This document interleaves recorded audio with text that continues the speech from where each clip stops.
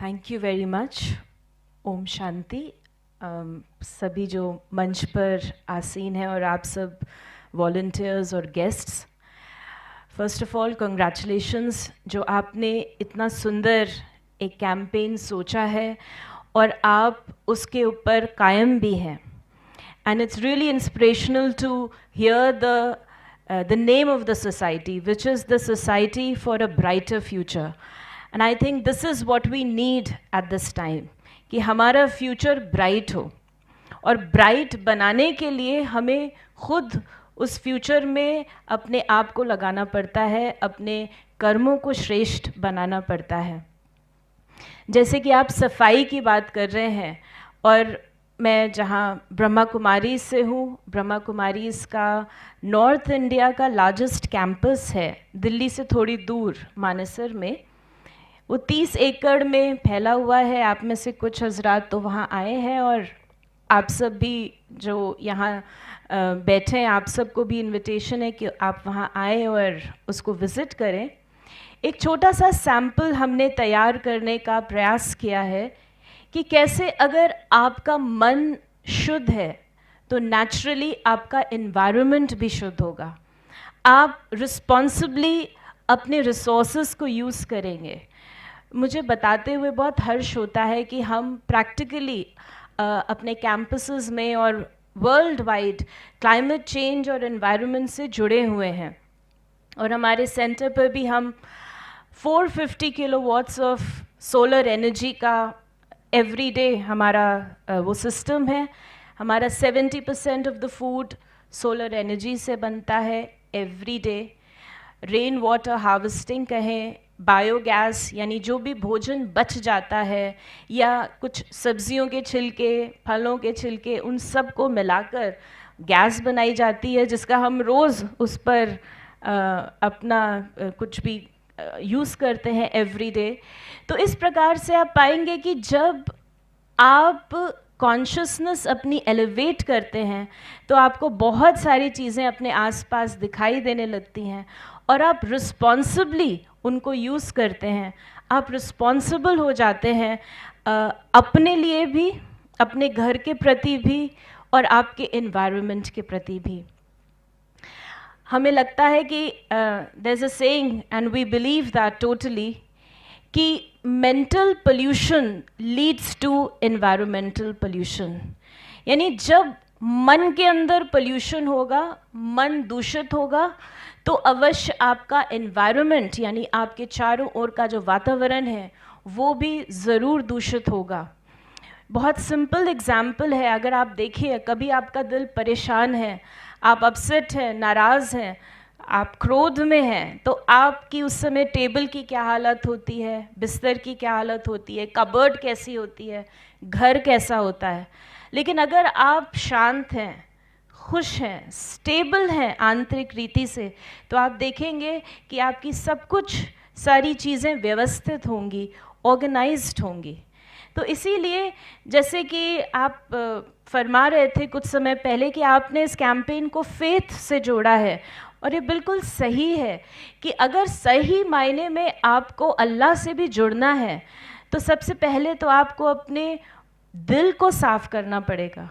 अगर दिल के अंदर बहुत सारी उलझने हैं, बहुत सारी बातें हैं, या दूसरे लोग बसे हुए हैं, तो वो दिल, वो मन अल्लाह से कैसे जुड़ेगा, कैसे याद करेगा। तो ये ईमान की ही बात है कि अगर हम अपने मन को साफ करते हैं तो नेचुरली आपका इन्वायरमेंट भी साफ होगा, और ये एक निशानी है कि सही में आप पाक हैं या पाक नहीं है।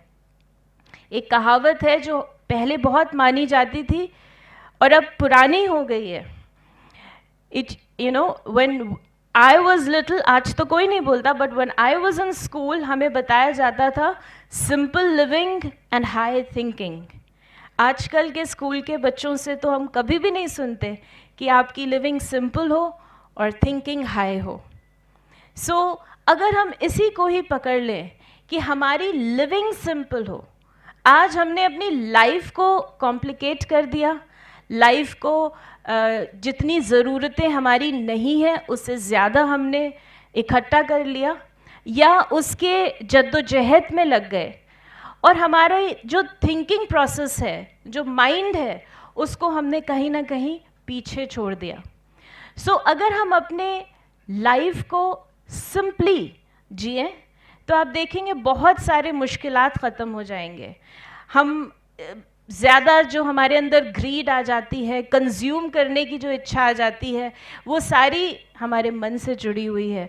जैसे आपने एग्जाम्पल दिया कि वो दुकानदार, वो शॉपकीपर भी चाहते हैं कि आप ही सफाई कर दें, तो ये जो लेथार्जी है, ये लेजीनेस कहाँ से आई?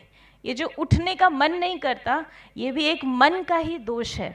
तो जितना हम अपनी लाइफ को सिंप्लीफाई करते हैं, अपने थॉट प्रोसेस को हाई करते हैं, आप पाएंगे कि आप अपने काम को बहुत अच्छे से कर पाएंगे।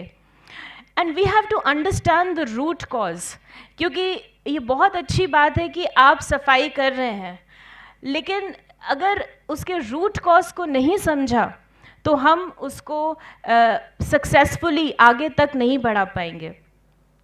एंड ऑल्सो जो वॉलंटियर्स हैं, उनसे भी मैं यही कहूँगी कि आपने ये बहुत अच्छा कदम उठाया है, लेकिन जब आप सफाई कर रहे होंगे, जब आप कूड़ा उठा रहे होंगे, चीज़ें उठा रहे होंगे, तो साथ साथ आप अपने मन की चेकिंग भी करिएगा। कई बार हम बहुत अच्छे काम करते हैं, इनिशिएट करते हैं, लेकिन उसे सस्टेन नहीं कर पाते, क्योंकि हमारे मन में कुछ खराबी आ जाती है। वो खराबी ये होती है कि हम दूसरे को देखने लगते हैं कि वो क्या कर रहा है, उसने क्या किया, उसने किया या नहीं किया, और हम आपस में ही कई बार अपने मन को भारी कर लेते हैं, और इसीलिए कोई भी अच्छे काम की जो सस्टेनेबिलिटी है वो ख़राब हो जाती है और वो आगे तक नहीं चल पाता। तो इसीलिए हम अपने मन के ऊपर भी ध्यान दें। जब आप इस कार्यक्रम को, अपने कैंपेन को स्टार्ट करें, तो मैं यही कहूँगी कि आप एवरी डे अपने मन को भी प्रोग्राम दें कि अगर मैं ये काम कर रहा हूँ तो मैं अपनी चेकिंग भी करता रहूँ कि मेरे अंदर भी कोई ऐसी नेगेटिव थॉट्स दूसरों के बारे में या अपने बारे में न रहें। क्योंकि जब आपका मन पॉजिटिव होगा, एलिवेटेड होगा, आपके अंदर एक अलग एनर्जी होगी कोई भी काम करने की। इसके ऊपर अगर आप ध्यान दें, और साथ ही साथ जैसे कि आपने ये समझाई है कि यही ईमान से हमें जोड़ता है, तो अपने ईमान को साथ लेकर हम इसको आप आगे बढ़ाएं। और मैं यही कहूँगी कि क्योंकि हमारे पास समय कम है, इस आप सबको, हम सभी जो यहाँ बैठे हैं, अपने मन को साफ करने का एक प्रोग्राम बनाएं। तो कुछ समय के लिए, जस्ट फॉर 1 मिनट, आप अपने मन को ही देखें और देखें कि कहीं मेरे दिल में कोई पुरानी बात किसी के प्रति तो नहीं है, मेरे अंदर कोई उलझन तो नहीं है, कोई परेशानी तो नहीं है, किसी के दूसरे इम्प्रेशंस तो नहीं है। अगर है तो उन्हें निकाल दें, अपने लिए श्रेष्ठ संकल्प लें और उस श्रेष्ठ पॉजिटिव संकल्प के साथ अपने इस कैंपेन को स्टार्ट करें।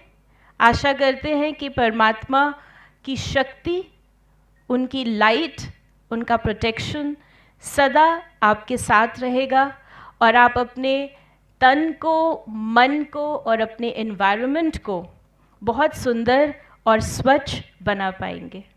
ओम शांति।